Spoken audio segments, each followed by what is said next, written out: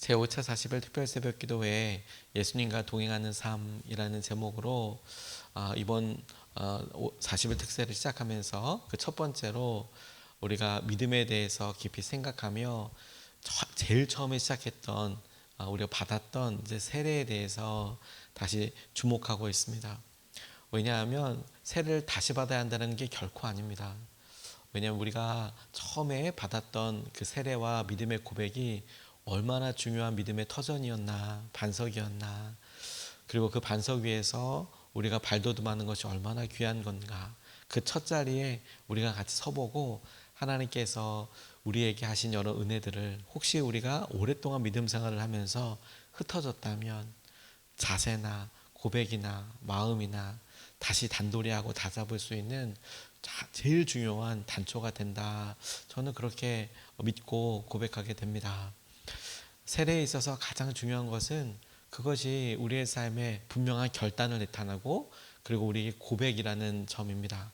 그리고 그 세례가 우리에게 갖게 되는 놀라운 능력은 우리 혼자만 하는 언약이 약속이 아니라는 점입니다. 무슨 말이냐면 우리가 약속을 할 때 제가 우리 권사님과 약속을 한다면 그러면 그 약속은 저 혼자서만 일방적으로 가게 되는 것보다 예를 들어 어디 만나는 시간 약속을 한다든지 무엇을 한다든지 하자고 약속한다든지 어떤 경우라도 양쪽이 전부 다 어떤 일을 해야 할 책임과 그리고 동일하게 어떤 점을 약속한다는 그게 있는 것이죠. 그래서 우리가 세례를 받고 하나님께 주님이십니다라고 고백하는 것은 우리가 보기에 내가 평생 그러면 주님을 주님이라고 주인으로 모시고 살아가는 건가, 손해보는 거 아닌가 이렇게 싶지만 전혀 그렇지 않은 것이 하나님도 우리의 고백에 맞춰 우리를 그렇게 보호해 주시고 채워주시고 이끌어 주신다라는 거잖아요. 약속은 쌍방이에요. 그런 의미로 우리는 우리의 입장에서 우리의 모든 것이 주님의 것입니다. 혹은 우리의 주인이십니다. 라고 고백하면 내 건 아무것도 없어져. 선택권이 없어. 이렇게만 생각하지만 아니요, 여러분. 그 고백과 그 의미에 하나님께서 우리에게 주시고자 하시는 것이 얼마나 놀라운지를 우리가 살펴본다면 손해보는 정도가 아니라 우리가 손해보는 정도가 아니라 정말 놀라운 은혜를 우리가 갖게 되는 것이죠. 그걸 우리가 놓쳐버린다는 거예요. 우리는 우리의 입장에서 우리가 해야 될 일만 생각하지만 아니요. 그래서 하나님께서 우리에게 베풀어 주시는 것이 무엇이냐가 정말 중요한 거죠. 세례는 고백이면서 동시에 하나님과 분명히 공적으로 일어나게 되는 결단이고 약속이에요. 우리도 결정하지만 하나님도 말씀을 보면 우리에게 놀랍게 약속해 주시는 것들이 있다는 거예요. 우리가 그 약속을 의지하고 그리고 그것을 누리는 것이지요. 세례를 통해서 주님께서 약속하신 일들이 정말 많지만 성경 말씀에 있는 모든 말씀들이 저와 여러분들의 약속이 되겠지만 그 중에서도 특별히 세 가지만 우리가 같이 마음으로 누리고 붙잡고 싶은 것이 있는데 첫 번째 우리가 세례를 통해서 우리 가운데 일어나는 일로서 중요한 결과는 뭐냐면 죄와 싸워서 이기게 될 것이다. 주님은 이렇게 약속해 주세요. 이 말은 너 앞으로 죄에 끌려다니지 않고 내가 너를 죄로부터 이기게 해줄 거야. 이런 의미가 되는 거죠. 로마서 6장 6절 말씀을 보면 우리의 옛사람이 그리스도와 함께 십자가에 달려 죽은 것은 죄의 몸을 멸하여서 우리가 다시는 죄의 노예가 되지 않게 하려는 것임을 우리는 압니다. 이렇게 이야기합니다.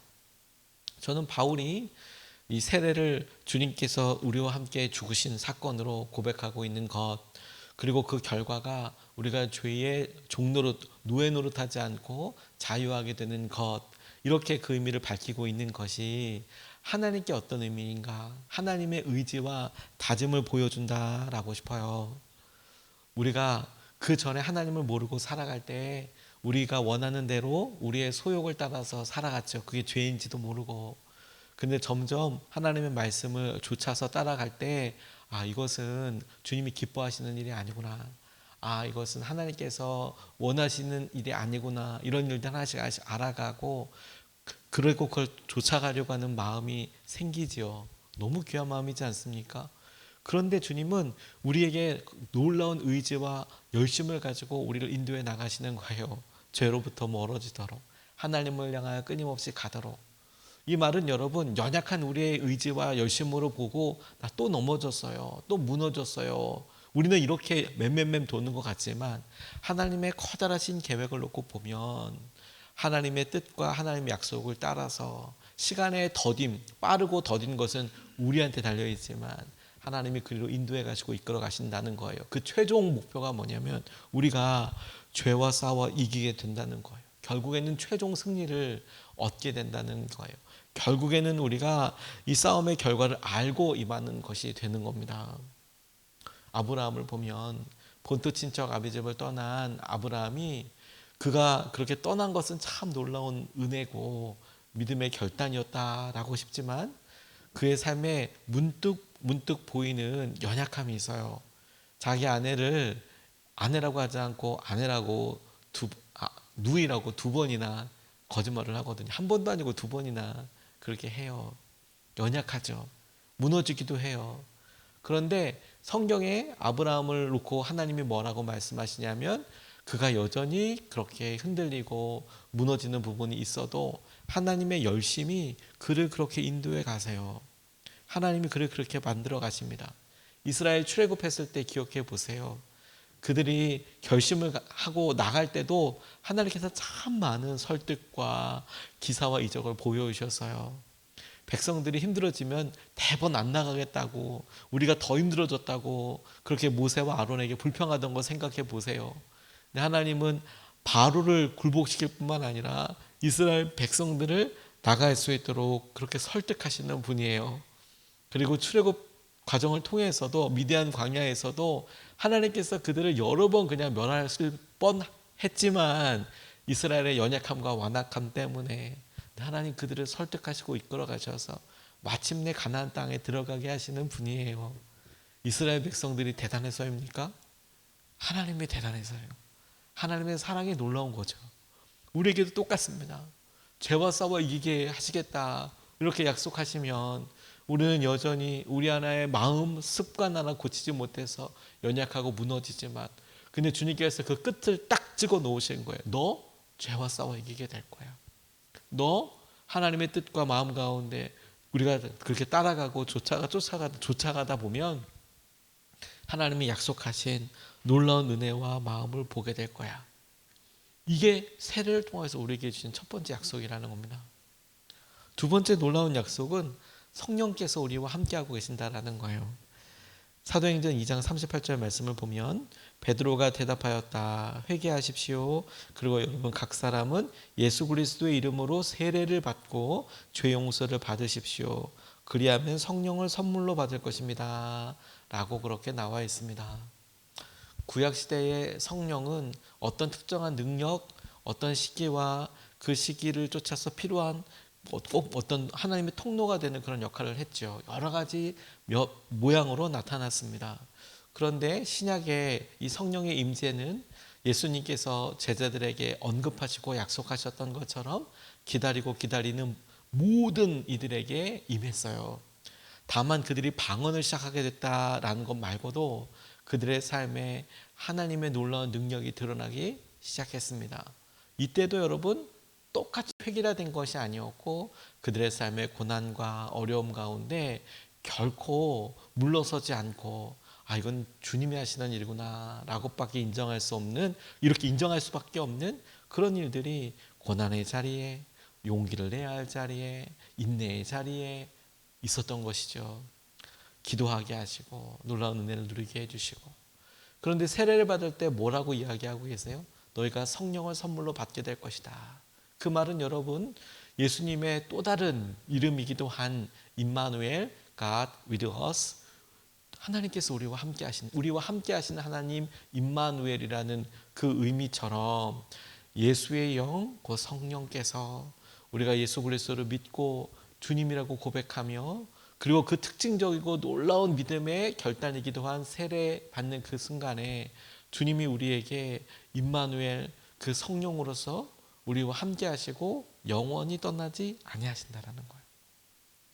여러분, 저와 여러분들은 한순간도 혼자가 아니에요. 성령께서 우리와 함께하고 계세요. 언제부터 그래요? 언제부터?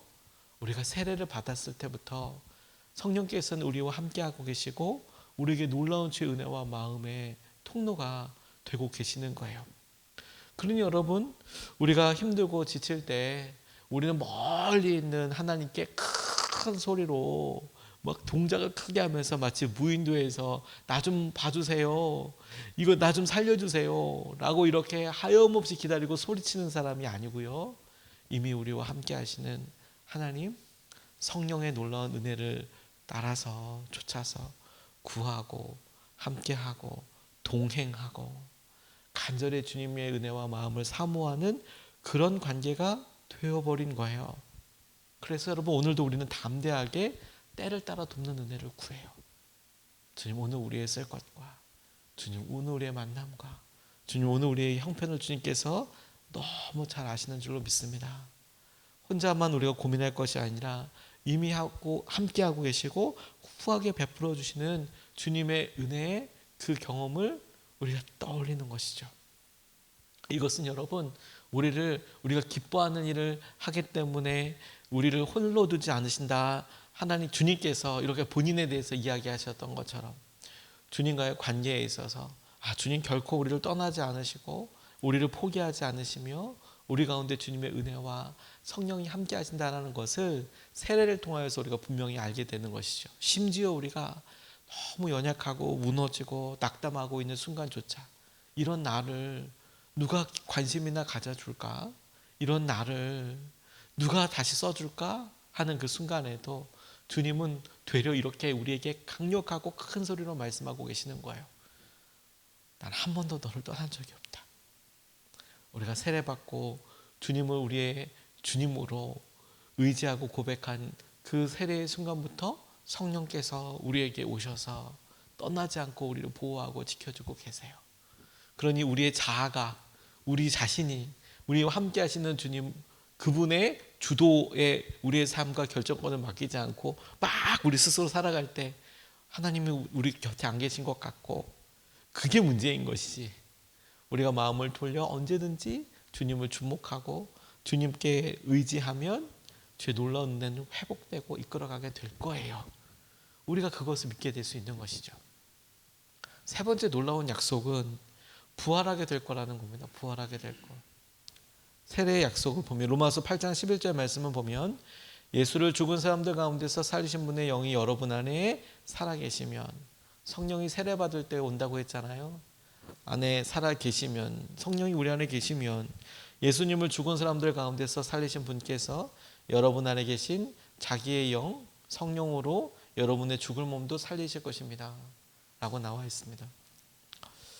우리의 삶이 다시 살게 될 것이다 라고 주님께서 말씀하고 계세요. 얼마나 귀합니까? 언제든 우리에게 주님이 약속하시고 붙잡아 주시는 것은 다시 사는 부활의 인생이에요. 다시 괜찮아질 거라고, 다시 살게 될 거라고, 심지어 우리의 가장 커다란 두려움의 또 염려와 걱정인 죽음마저도 넘어서게 하시는 생명으로 하나님께서 우리를 살리시고 다시 이끌어 가시겠다라는 거 아니겠습니까? 우리의 인생의 끝은 허무와 무의미가 아닙니다. 우리가 살고 이렇게 했을 때 누가 나를 기억해 주나?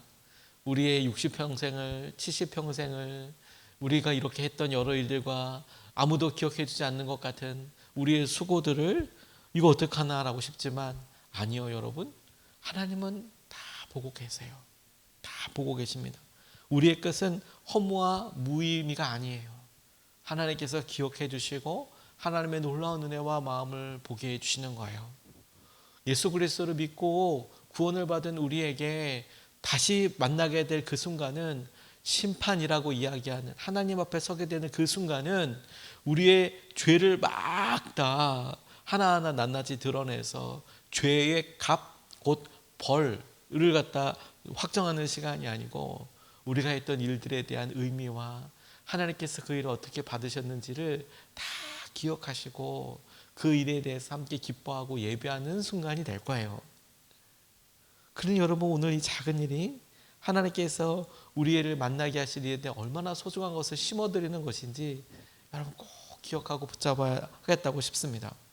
세례가 우리에게 주신 놀라운 은혜들이 많지만 부활이 주는 놀라운 은혜와 마음을 우리가 붙잡게 된다는 거예요. 성경 말씀을 보니까 이 놀랍지 않습니까, 여러분? 이외에도 성경에 참 많은 것들을 이야기하지만 우리는 우리의 상황에서 내가 이것을 하면 내 삶이 불편해지지 않나? 내가 이런 일들을 하면 제약되지 않나? 라고만 우리 자신으로만 생각하지만 아니요. 그 세례를 통해서 우리가 죄와 싸워 이기게 될 것을, 그리고 성령께서 우리와 함께 될 것을, 그리고 먼 미래가 아닌 우리의 내일이라도 우리가 부활하는 삶을 살게 될 것이라는 것에 대한 분명한 약속을 세례를 통하여 하나님께서 우리에게 주시는 것이죠. 우리는 그래서 하나님을 의지하는 것이죠. 그리고 그 하나님께 오늘도 우리는 살아서 오늘의 가장 소중한 것으로 고백을 하는 거예요. 오늘 우리가 읽었던 말씀을 보면 당신이 만일 예수는 주님이라고 입으로 고백하고 하나님께서 그를 죽은 사람들 가운데서 살리신 것을 마음으로 믿으면 구원을 얻을 것입니다. 사람은 마음으로 믿어서 의에 이르고 입으로 고백해서 구원에 이르게 됩니다. 이 믿음은 고백에서부터 시작됩니다. 하나님, 우리 가운데 이런 은혜가 있었습니다. 주님은 우리의 고백과 믿음을 아주 소중하게 보시죠. 그리고 우리가 주님께 드렸던 우리 고백을 주님은 기억하고 계세요. 그리고 우리에게도 흔들어서 다시 기억하라고 이야기하십니다. 우리가 어떻게 주님께서 하실 은혜를 누리게 되었는지, 어떤 은혜를 누리고 있는지. 그러니 여러분, 우리가 시간이 지나면서 너무 복잡해졌어요. 근데 단순하게 예수님을 믿고 그분을 따르십시오. 이게 단순하게 그때 주셨던 마음을 간절한 마음으로 구하는 것이죠. 이미 집사님들, 권사님들, 장로님들에게 이 세례문답은 이거 언제적 한 거야, 잘 어떤 고백을 하셨는지도 모르실 것 같아요. 우리가 어떤 고백을 하고 그 위에 믿음의 단초를 받았는지 우리가 다시 한번 살려보고 은혜를 누리고 싶어요. 제가 우리 감리교 세례문답할 때 하는 5가지 질문을 같이 여러분들과 함께 되새겨보고 싶습니다.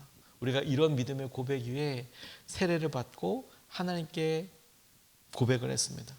하나님께서 이 고백을 들으셨고 우리에게 이 고백대로 살 수 있도록 지켜주고 계세요. 이렇게 우리가 고백했어요. 첫 번째, 죄를 용서해 주신 것을 믿으며 하나님의 뜻과 성경에 어긋나는 것을 버리기로 우리가 결심했어요. 주님께서 내 죄를 용서해 주셨지. 내가 하나님의 뜻과 성경에 어긋나는 것을 나 이제 안 할 거야. 주님이 그렇게 살도록 이끌어가고 있어요. 두 번째, 예수님을 우리의 구세주로 우리가 영접했습니다. 우리의 주님이시라고 우리가 고백했습니다. 세 번째, 만물의 창조자 하나님, 구세주이신 예수님, 우리를 인도하시는 성령님을 믿으며 주님의 교회를 통하여 하나님의 나라가 확장되고 주님께서 친히 우리와 함께 계심과 의의 최후 승리와 영원히 사는 것을 우리는 믿는다라고 고백했어요. 우리는 죽지 않아요. 네 번째, 세례를 받음으로 하나님의 자녀로 거듭남을 확신하며 앞으로 주님만 섬기며 살기로 결심했어요.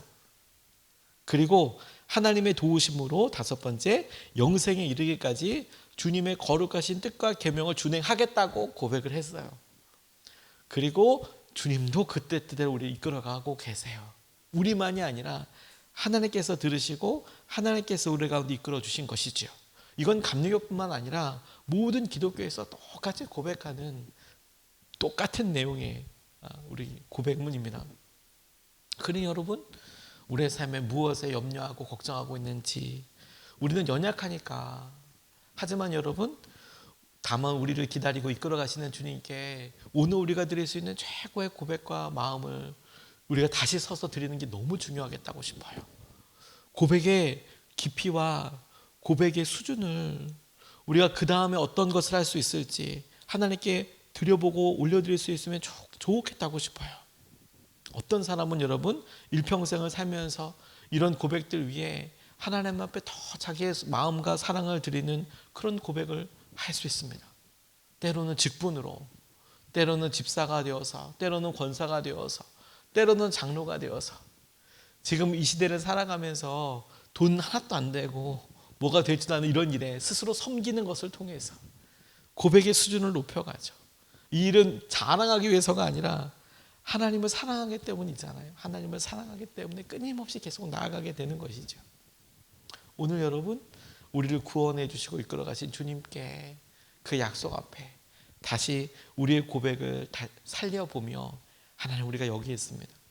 주님 앞에 처음 드렸던 고백대로 우리가 주님을 믿으며 의지하며 살아갈 때 다시 그 첫 마음의 자리에서 서서 주님을 더 깊이, 주님 앞에 온전하게 항상 사랑하고 의지하는 저희가 되게 해주십시오. 이렇게 고백하고 기도할 수 있으면 좋겠습니다. 오늘 두 가지 같이 나눴습니다. 첫 번째, 세례를 통해서, 고백을 통해서 주님께서 우리에게 약속하신 일들을 우리가 온전히 누리게 되길 원합니다. 하나님께서 지켜주고 계십니다. 우리가 죄와 싸워 이기게 될 거고, 성령을 선물로 받게 될 거고, 우리가 부활에 참여하게 될 것입니다. 뿐만 아니라 우리의 첫 번째 시작이 고백이었듯 오늘도 우리는 주님 앞에 고백할 수 있습니다.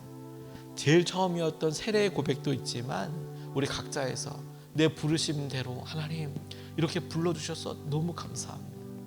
끌려가고 그냥 감당하는 수준을 조금만 더 들여서 하나님을 감당할 수 있는 능력은 없지만 최고로 사랑해 보겠습니다. 난 이 순간 최고로 주님을 의지해 보겠습니다.